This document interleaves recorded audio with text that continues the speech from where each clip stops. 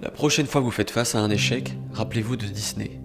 Pas le studio, l'homme, Walt Disney. Quand on évoque Disney, on pense à la magie, à la joie, au succès planétaire. Mais derrière tout ça se passent les débuts d'une histoire un peu plus triste. Avant la gloire, il a connu l'amertume de l'échec, la douleur, la trahison et la faillite. Son premier studio a sombré dans l'oubli, l'a presque laissé ruiner. Il a ensuite perdu les droits de son premier personnage populaire, Oswald le lapin chanceux. Donc ses coups auraient pu le briser, le réduire au silence, le faire disparaître dans les méandres de l'oubli. Mais Walt Disney, avec une ténacité, s'est relevé. Plutôt que de capituler, il a pris ses échecs comme des leçons brutales et il a ensuite créé Mickey Mouse, qui a non seulement sauvé sa carrière, mais qui a aussi révolutionné l'industrie du divertissement. Ensuite, il a sorti son premier long-métrage d'animation, Blanche-Neige et les 7 nains. C'était au départ un pari très risqué, mais ça a finalement été un gros succès, qui a finalement fini par établir Walt Disney comme un incontournable. Donc c'est avec ce genre de parcours que ça nous rappelle que derrière chaque conte de fées, il y a souvent une lutte acharnée. Donc l'histoire de Disney nous rappelle que aucun chemin vers le succès n'est linéaire, et que les débuts difficiles ne définissent pas la fin de l'histoire, mais plutôt le commencement d'une aventure qui forge la détermination et la créativité. Comme Walt Disney, nous pouvons choisir de voir chaque échec,